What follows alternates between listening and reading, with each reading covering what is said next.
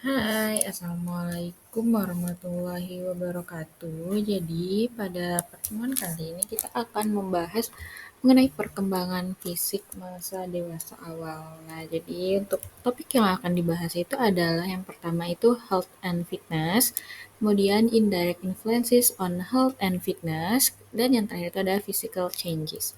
Nah, untuk yang pertama, health and fitness. Jadi, sebenarnya menurut pendapat beberapa psikolog bahwa awal kedewasaan ini tuh nggak hanya ditandai dengan pertumbuhan dan perkembangan fisik, tetapi juga lebih ke arah perkembangan internal seperti rasa otonomi, pengendalian diri, serta tanggung jawab. Nah, di mana masa dewasa awal ini ditandai ketika memasuki usia 20 hingga 40 tahun.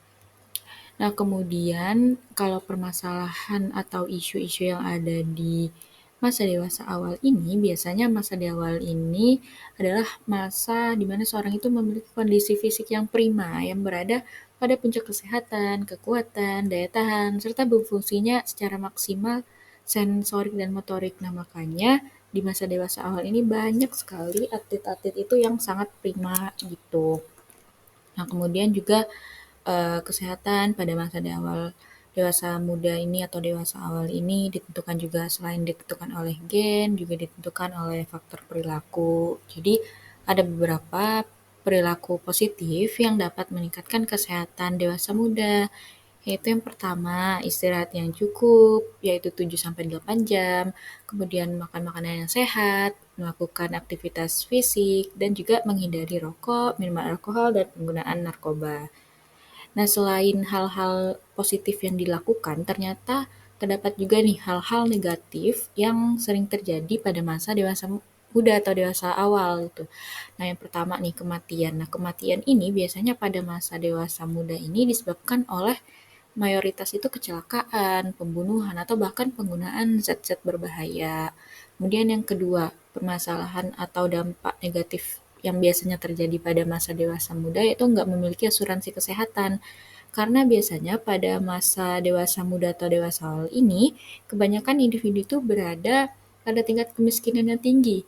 Karena mereka itu belum ada pekerjaan tetap, terus juga lebih memilih berfoya-foya seperti minum alkohol. Jadi mereka belum terpikir untuk memiliki asuransi kesehatan. Nah, tapi berdasarkan data pada tahun 2017, khususnya di Amerika, Trump ini mewajibkan semua orang dewasa untuk membeli asuransi kesehatan dan mengurangi denda pajak itu menjadi nol. Nah, kemudian ada genetic influence on health. Jadi ada faktor genetik. Faktor genetik ini juga menjadi penyebab dari berbagai gangguan seperti penyakit fisik, yaitu obesitas, kanker payudara, kanker prostat, hingga paru-paru, dan juga menyebabkan gangguan mental seperti depresi dan alkoholisme atau kecanduan alkohol. Nah, kemudian yang kedua, tapi nggak hanya gen yang mempengaruhinya, faktor lingkungannya pun mempengaruhi nih. Jadi misalkan ada seorang anak masuk ke dalam pengaruh genetik dalam perkembangan depresi, misal dia eh, salah satu orang tuanya, ibu atau bapaknya pengidap depresi, tapi dia itu dibesarkan di dalam lingkungan yang mendukung. Nah, jadi anak dengan pengaruh genetik tersebut nggak memiliki resiko tambahan. Berbeda dengan anak dari keluarga yang tidak mendukung, resiko depresi tersebut akan semakin meningkat, sehingga antara gen dan lingkungan itu saling berkorelasi mempengaruhi kesehatan individu. Nah, kemudian faktor perilaku yang mempengaruhi kesehatan. Jadi, keterkaitan antara perilaku dan kesehatan itu menggambarkan korelasi antara aspek perkembangan fisik, kognitif, dan emosional. Jadi, hal-hal di bawah ini akan dijelaskan hal yang secara langsung maupun nggak langsung nih yang akan mempengaruhi kesehatan dan kebugaran. Yang pertama itu adalah diet and nutrition. Nah, jadi pola makan ini sangat mempengaruhi tingkat kesehatan seseorang. Individu yang memiliki pola makan yang buruk, terus juga kurang aktivitas fisik, menjadi penyebab utama berbagai penyakit yang dapat dicegah. Nah, salah satunya obesitas. Jadi, selain obesitas itu tadi keturunan genetik, juga bisa dicegah melalui lingkungan dan pola makan yang kita terapkan gitu. Nah, jadi ada rekomendasi dari WHO mengenai pola makan yang baik, yaitu Mediterranean Style Diet, di mana pola tersebut lebih dominan dalam mengkonsumsi buah-buahan, sayur-sayuran, biji-bijian, dan lemak tak jenuh. gitu. Jadi jenis pola makan ini sehat untuk menurunkan risiko berbagai penyakit kanker. Kemudian yang kedua ada obesity and overweight. Nah, jadi banyak sekali datanya itu bahwa orang dewasa ini mengalami overweight dan 650 juta diantaranya mengalami obesitas. Jadi penyebab dari epidemi obesitas ini adalah peningkatan ngemil, kemudian eh, ketersediaan makanan yang cepat saji, dan juga banyaknya rekreasi yang disediakan melalui televisi nih, sehingga membuat orang itu malas untuk bergerak keluar rumah gitu. Kemudian juga obesitas ini membawa risiko tekanan darah tinggi, penyakit jantung, stroke, diabetes, dan penyakit lain-lainnya. Nah, kemudian selain dampak fisik, obesitas ini ternyata juga berdampak pada psikososial seseorang. Jadi seseorang yang mengalami obesitas ini cenderung mengalami depresi, rendah diri, dan ketidakpuasan tubuh, sehingga mereka takut nih untuk bergaul ke lingkungan sosial. Jadi menghambat perkembangan sosial mereka juga ya. Jadi beberapa hal yang dilakukan untuk mengurangi obesitas, yaitu yang pertama, perubahan gaya hidup seperti menjaga pola makan dan berolahraga.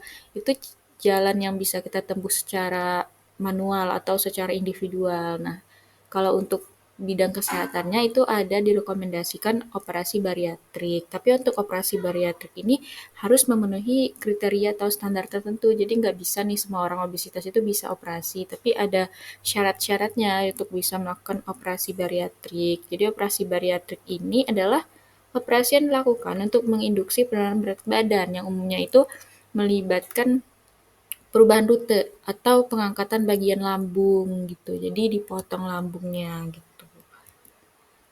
Kemudian permasalahan yang ketiga adalah eating disorders. Jadi ada gangguan makan yang terjadi yaitu anoreksia nervosa dan bulimia nervosa. Nah, kalau anoreksia nervosa ini kelainan emosional yang diderita seorang sehingga menyebabkan tidak adanya nafsu makan atau takut akan mengalami kenaikan berat badan. Biasanya nih penderita anoreksia ini sadar bahwa mereka lapar, tapi persepsi mereka terhadap rasa kenyang itu terganggu, sehingga ketika mereka makan dalam porsi kecil pun mereka akan terus merasa kenyang. Sedangkan kalau bulimia, mereka itu makan banyak, tapi kemudian mereka memuntahkannya menggunakan obat pencahar gitu. Nah, pada dasarnya anoreksia dan bulimia ini memiliki persamaan, yaitu sama-sama takut akan kenaikan berat badan. Kemudian untuk physical activity, individu yang secara aktif menuai banyak manfaat. Jadi physical activity ini banyak kali manfaatnya, seperti memperkuat fisik, kemudian memperkuat jantung dan paru-paru, menurunkan tekanan darah, dan mencegah osteoporosis. Nah, olahraga ini juga efektif untuk membantu mengatasi depresi, kecemasan, dan stres. Bahkan olahraga ringan pun seperti berjalan kaki dalam jarak yang pendek itu dapat memperlancar peredaran darah. Selanjutnya ada stres. Nah, stres ini dinamika kehidupan berat dapat mempengaruhi kesehatan fisik maupun kesehatan psikologis. Tuh, jadi tingkat stres yang tinggi dapat mengganggu kesehatan fisik dan imunologis. Stres yang dirasakan oleh orang dewasa awal atau dewasa muda ini dapat menyebabkan nih perilaku menyimpang. Jadi ketika mereka stres, bisa nih jadinya mereka minum alkohol ataupun merokok untuk mereduksi stres tersebut. Jadi ada dua jenis coping stress yang pertama itu ada emotional focus coping, di mana orang itu mengatasi stresnya dengan mengelola emosi yang terkait dengan peristiwa yang menyebabkan stres tersebut. Sedangkan kalau misalkan problem focus coping, upaya mengatasi permasalahan secara langsung, mengembangkan cara efektif untuk menyelesaikan permasalahannya. Jadi to the point, mengatasi permasalahannya. Nah, biasanya perbedaan gender juga mempengaruhi nih jenis coping yang dipilih. Kalau wanita itu biasanya menggunakan emotional focus coping, sedangkan laki-laki itu menggunakan problem focus coping. Nah, selanjutnya itu ada sleep. Nah, ada namanya istilahnya chronic sleep deprivation, yaitu tidur kurang dari 6 jam setiap malam. Dapat memperburuk kinerja kognitif secara serius. Jadi kurang tidur ini juga dapat menyebabkan terjadinya kecelakaan karena masih mengantuk, terus juga kurang fokus kalau ketika belajar di kelas, dan juga kurang tidur ini selain mempengaruhi kesehatan fisik, juga dapat mempengaruhi fungsi kognitif, emosional, dan sosial. Nah, kemudian tidur di siang hari itu walaupun singkat dapat mencegah kelelahan berlebihan dari sistem pemrosesan perseptual otak. Selanjutnya itu ada smoking atau merokok. Nah, jadi merokok ini adalah penyebab penyakit yang sebenarnya itu dapat dicegah. Selain orang yang merokok itu terkena penyakit, juga paparan asap rokok ini pun sangat berbahaya bagi orang-orang di sekitar gitu. Jadi kandungan dalam tembakau, nikotinnya itu bersifat adiktif sehingga para perokok itu kesulitan untuk berhenti dari kebiasaan tersebut. Jadi hubungan antara kerentanan genetik dan kemungkinan kecanduan paling kuat itu bagi mereka yang mulai merokok nih di usia muda. Merokok ini juga sangat terkait dengan tingkat sosial ekonomi. Biasanya orang dewasa yang berpenghasilannya itu kurang dari 35.000 dolar, mereka itu hampir 3 kali lebih mungkin untuk merokok daripada mereka yang berpenghasilan lebih dari 100.000 dolar. Karena mereka yang berpenghasilan tinggi atau ekonomi menengah ke atas itu mereka lebih berpikiran ke depan, tujuan jangka panjang. Mungkin uangnya itu diinvestasikan, sedangkan orang-orang yang ekonomi menengah ke bawah, mereka hanya berpikir untuk tujuan jangka pendek gitu. Jadi sebenarnya ada cara yang bisa dilakukan agar berhenti merokok, yaitu menggunakan permen karet nikotin, semprotan hidung nikotin, dan inhaler yang bisa dikombinasikan dengan konseling. Kemudian juga mengganti merokok dengan rokok elektrik, serta penggunaan obat-obatan yang membantu mengatasi rasa lapar tanpa pemberian nikotin pun juga dapat membantu nih menghilangkan kecanduan tersebut. Nah, kemudian ada alcohol use atau penggunaan alkohol. Di Amerika Serikat, penggunaan alkohol ini meningkat saat usia dewasa muda. Meskipun mengonsumsi alkohol ringan sampai sedang nggak berbahaya, tapi minum alkohol selama bertahun-tahun dapat menyebabkan sirosis hati, gangguan pencernaan, penyakit pankreas, kanker, stroke, gagal ginjal, kerusakan sistem saraf, dan masih banyak lainnya gitu. Penggunaan alkohol ini juga dikaitkan dengan resiko pada masa dewasa muda, yaitu kecelakaan lalu lintas, penularan HIV, serta berbagai kesehatan. Kemudian ada yang namanya risky drink. Adalah keadaan ketika seseorang itu mengonsumsi nih lebih dari 14 gelas dalam seminggu atau 4 gelas per hari untuk pria dan 7 gelas dalam seminggu atau 3 gelas per hari untuk wanita. Jadi hal-hal yang mempengaruhi mengonsumsi alkohol itu seperti ras Amerika ini menjadi pengonsumsi alkohol tertinggi, diikuti dengan orang kulit putih, Amerika Tengah, Amerika Afrika, dan Amerika Asia. Jenis kelamin pun juga dapat mempengaruhi, seperti perempuan ini lebih rendah lah mengonsumsi alkohol daripada laki-laki. Nah, itu mungkin tadi beberapa perkenalan mengenai faktor yang secara langsung mempengaruhi kesehatan pada masa dewasa muda atau dewasa awal. Nah, untuk faktor selanjutnya, faktor yang faktor pengaruh tidak langsung terhadap kesehatannya akan dibahas pada video selanjutnya.